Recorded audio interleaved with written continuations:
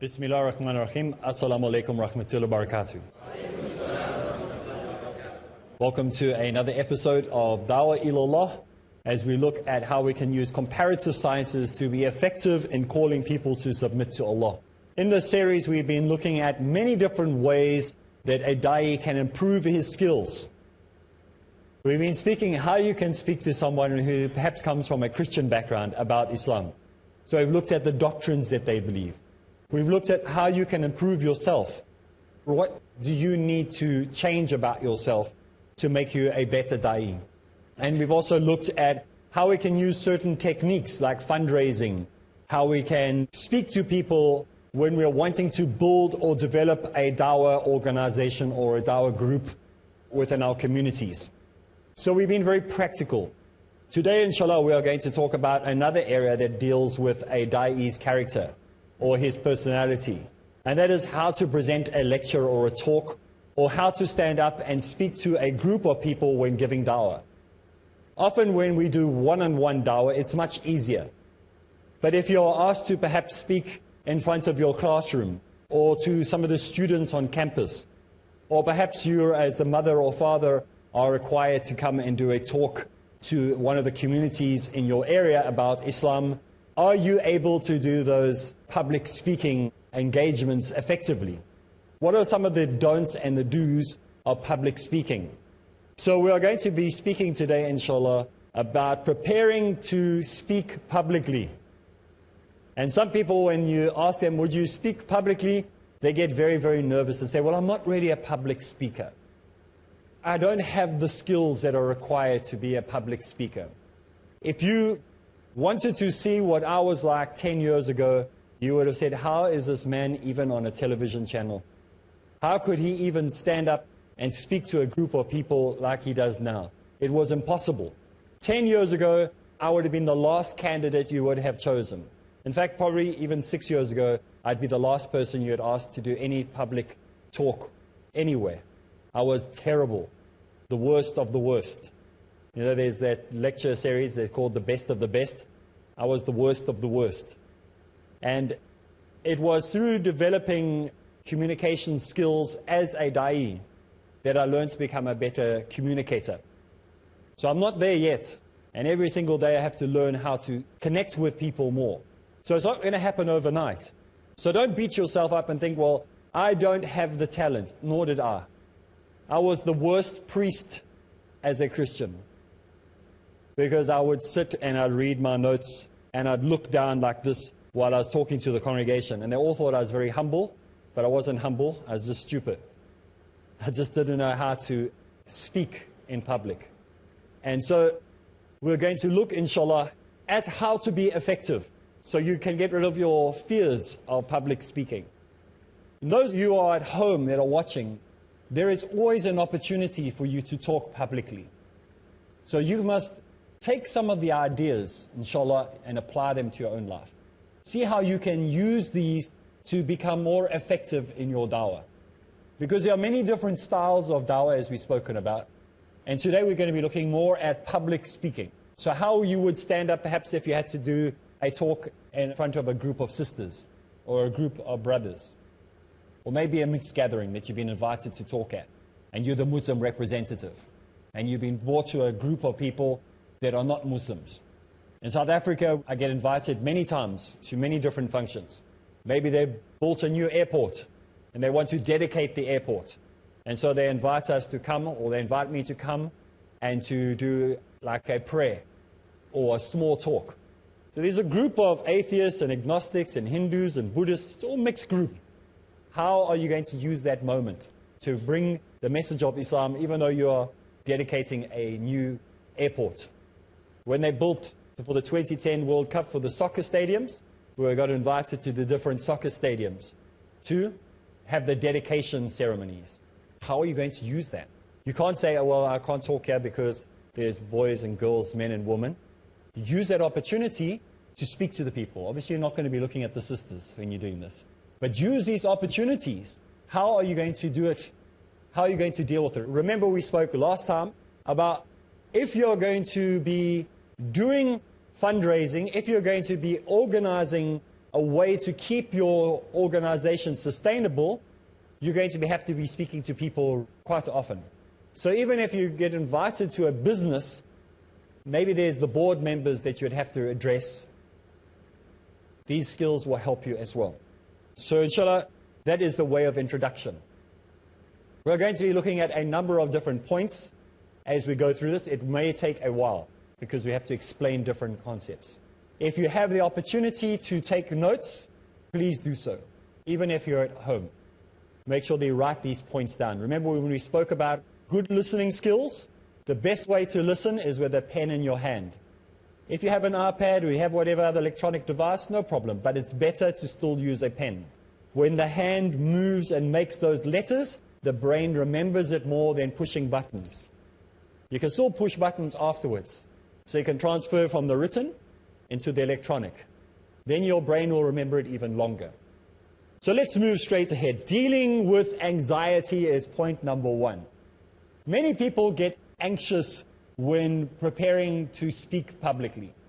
These ideas and these notes that I'm using come from a series of lectures that have been presented by many universities around the world when they're talking about homiletics, the art of speaking. So these are not original notes. They could just be stated from the beginning. I have followed these formulas for the last 6 years because I found that it's the best. So it's taken from various universities' notes on how to have the art of speaking, homiletics.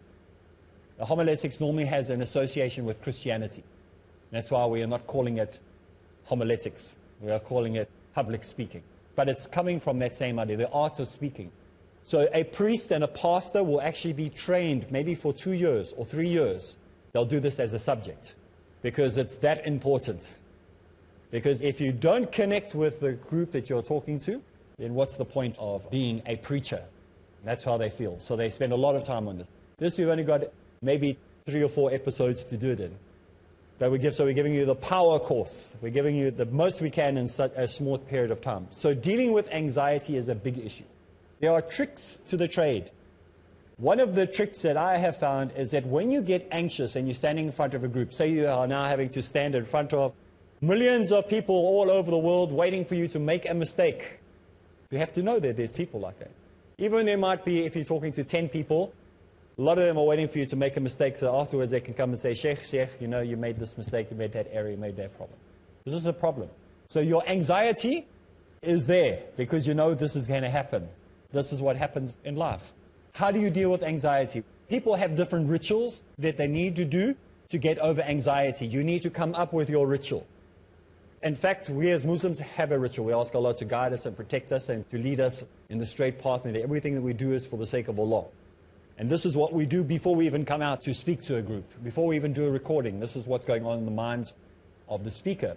But when you're standing there and you suddenly go, oh, wow, that's a lot of people. You know, when I did my first public talk as a new Muslim, there were about 30 people, and I was terrified. And if you watch that video, you'll see how terrible it was. I'll try to load it up on YouTube if I have the courage to even let the world see how bad it was. It was terrible. And if you watch that, you think, how could this man even stand up and talk? Why did they even let him stand behind a microphone? But there are skills that you develop over the years as you become more and more confident.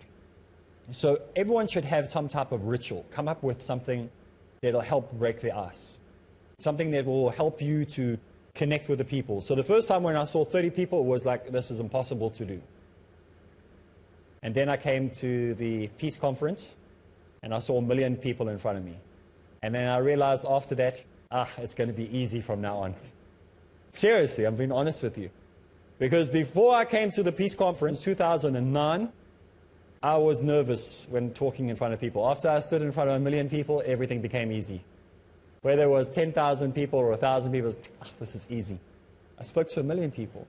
It builds up your confidence when you speak to a larger number of people. Then you don't see a number anymore. Whether you're speaking to one person or 1 million people, it makes no difference. That confidence will be there, so your anxiety will disappear. So try to build yourself up as the years go by, or as the weeks go by, or the months go by, to larger and larger audiences. Perhaps to maybe volunteer to do introduction for a speaker if you know there's going to be a large gathering, so you get used to talking in front of big crowds. If you're at home and this is the first time you're going to be doing a public lecture, perhaps at the mosque or whatever, practice amongst a group of people so you get used to seeing people. Maybe sit some of your family members around. The worst critics that you will have is your own family. So they're the best ones to do your public speaking in front of. It'll break your anxiety because they'll criticize everything. And that's the hardest audience to get through to. Let's take a break. When we get back from the break, inshallah, we will continue. Bismillah ar-Rahman ar-Rahim. Assalamu alaikum wa rahmatullahi wa barakatuh. We are continuing with looking at public speaking skills, how to develop them. First thing we said was we need to get rid of the anxiety. And perhaps one way to get rid of that anxiety is to practice as much as possible amongst people who will be the most critical. The most critical people you're going to meet are going to be your family. So don't go get friends and people like this, use your own family. What do you need to change about yourself to make you a better da'i? And we've also looked at how we can use certain techniques like fundraising, how we can speak to people when we're wanting to build or develop a dawah organization or a dawah group within our communities. So we've been very practical. Now, when you are going to be doing public speaking, always find out who your audience is going to be. Do not get surprised. Imagine if you are going to do a talk and you prepared your talk and you think you're going to be speaking to 12-year-olds, and when you get there you find out they're 80-year-old retirement village group of people and they're all women. And you thought they were going to be kids and men. And so you prepared your presentation, you prepared your PowerPoint, you prepared everything for kids. So make sure you know who your audience is going to be. Who will be in the audience? What is the etiquette that is going to be required? Are there going to be any dignitaries that I have to say to our special guests that are here from overseas? You must know all that before you even go into the audience. And remember that one of the important things when you're doing public speaking is to identify with some of the people already before you go talk. So the meet and greet before you do your public lecture. Some people see them as when they're behind the podium. It's not a good idea because you don't know who to connect with. There are certain personalities that you will have connected with already before you started, and your eyes will be able to move to those different people, and you'll make that connection. It makes it look more genuine. Then just looking vaguely from that side and that side. It's like playing tennis in slow motion. And your eyes are just going, because you're robotically being told, look there, look in the middle, look there, look there, look in the middle. And they can see it's not real. So if you have the meet and greet in the beginning, you'll identify with different people, you'll know where to look. So it won't just be a robotic movement between left and right. That's important. It's also extremely important when you are preparing for a public speaking engagement that you choose the topic carefully. No matter, even if they give you the title of the topic, doesn't mean that's the topic that it has to remain, except if they're going to go to printing. So perhaps you get there and they say to you, this is the topic that we have for you. You still have 2 or 3 weeks, inshallah, that you can contact them and say, your main heading is this, and the subheading is going to be this. So if they say, come and talk to us the importance of Sharia, that's what they gave you. But now you get there and you don't want to do such a broad topic of the Sharia. You're going to be talking about slaughter. Yeah, so that's what you're going to be dealing with.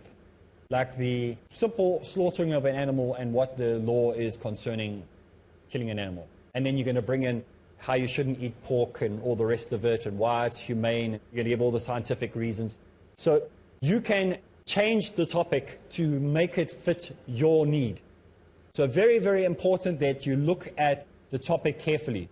Don't be forced into a broad topic just because they want you to speak on it. I got invited to a convention once.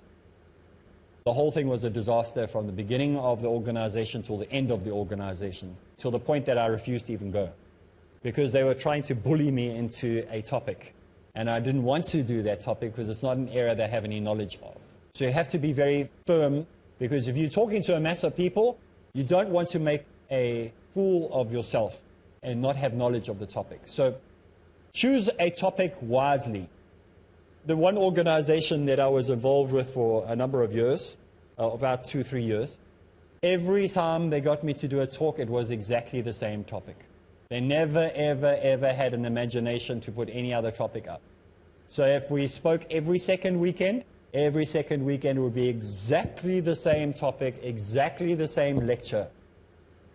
Now, they may have thought it was wonderful, and they might have thought it was great, but I would stand there and go, my name is Areeb Islam, I've come to tell you my story. My story starts like this.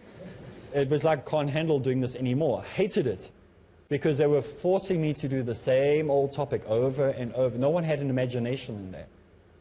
So you have to make sure that you stand firm, and you choose the topic that you believe in, that you have a passion for. If you're repeating the same topic over and over, it's going to show. People are going to eventually see the boredom in your face, the boredom in your expressions, the boredom in the topic. So you must make sure that you choose the topic carefully with wisdom. Another important point to look at when doing it is, what will be the setting that the talk will take place in?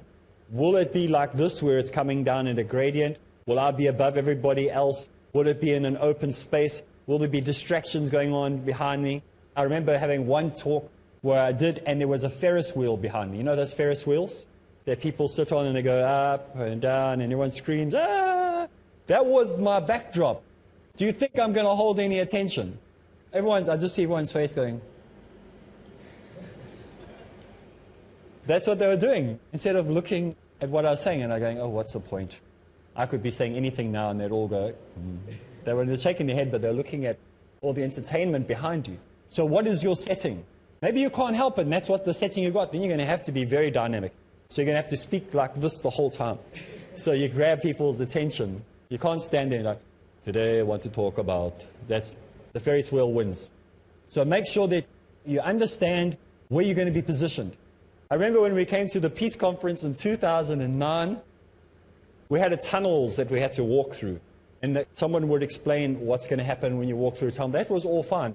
So explain the whole story, what you're going to experience. Make sure someone walks you through the scene before you even stand at the podium. We had an economics conference in South Africa recently, and I was one of the speakers. We were talking about business and finance and maths and all that. And it was quite a boring conference for the general people. But one thing they were very, very good at is giving us a walkthrough of everything that we can expect. This is where this bank is going to be sitting. This is where this politician will be sitting. This is where the students from the college will be sitting. This is where they walked us through everything. Before the people got there, we knew who was going to be there, where they're going to be sitting, where the spotlight was going to be, what the cameras were going to be doing, everything. Very, very important that you have an idea. So don't just turn up the day that you're going to talk. You've heard before, I've always said, if you're going to do a talk or go into a lecture, get there like 2 or 3 days before the actual day you have to do a talk. If you've been there before, then it's fine. The day you arrive, the day you can start talking, because you're used to the system, you're used to the style. I remember when I did a talk in Ohio, the first time I did it, everything caught me off guard. Nothing was explained properly. One day I had to do a talk at the library, like the local library, and they had this room on the side. And it looked like, you know those movies where you see the president coming in, or television program, and the president stands and there's that big American logo with the eagle on it, and he stands behind there, and Mr. President comes. That's how the whole thing was set up. And I have a problem with that. I don't want to stand behind shields and logos and funny things like that, you know, big American flag behind me. That was not acceptable to me. Not that I have any problem with American flags or have any problem with the logo, but not for a Dawah program. I mean, people are going to get the wrong idea. It needs to be blank, no things behind. So you have to be sure of what you're going to be seeing when you get there. So this is very, very important. These are simple things, but important things when doing Dawah. You don't want symbols and objects and things in front of you that you don't want, that will maybe distract from the message or can be interpreted in a negative way. So this is something you need to be aware of. So don't just think of the immediate, think of what impression am I projecting? You know, sometimes you go to do a talk. In America, they like this sometimes. Like if it's towards Halloween or whatever, they put a big pumpkin in front of where you're talking with some flowers and things like that. We don't believe in that. Can't have pumpkins in front of us, no matter how nice it looks and how earthy it feels. It represents something that is haram. It's like putting Christmas decorations around when you're talking. You can't have that. So we must make sure we understand that. Wherever the setting is, make sure you have the right setting. Next point, good speaking requires good listening. Good speaking requires good listening. We spoke last time, a few weeks back, about good listening skills.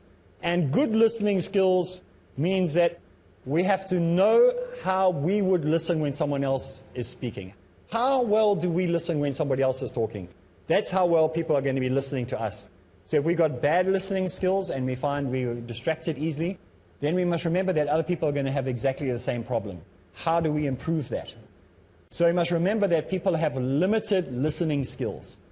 And that's because we don't make it interesting enough. So we're going to be looking at limited attention span that people have. You cannot talk for 3 hours unless you're in Africa. In Africa, if you come and do a talk and it's 25 minutes, they're going to want their money back. 25 minutes, what's wrong with you people? We want 3 hours. So the lecturers will speak for 3 hours with non-stop. No breaks, no coffee breaks, no tea breaks. 3-hour lecture, keep going. If it's less than 3 hours, they're not happy. Other countries are not like that. 25 minutes is already the maximum. So you need to understand what are the attention spans of the people you're speaking to. If you come to Africa, don't give a 25-minute talk. They are not going to be amused. 3 hours minimum. Serious. So go to America and you give a 3-hour talk, no one will be there. They'll all walk out halfway through. So you have to know. We've run out of time again. So if you want to join us again next week to learn more about speaking skills and how you can improve them, make sure you join us here, same place. So from me, Areeb Islam, Assalamu alaikum wa rahmatullahi wa barakatuh.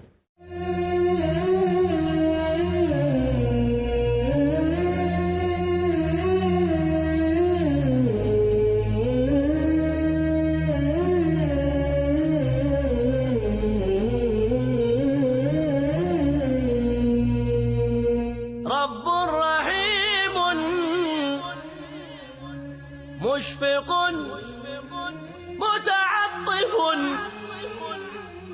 لا ينتهي بالحصر ما أعطاه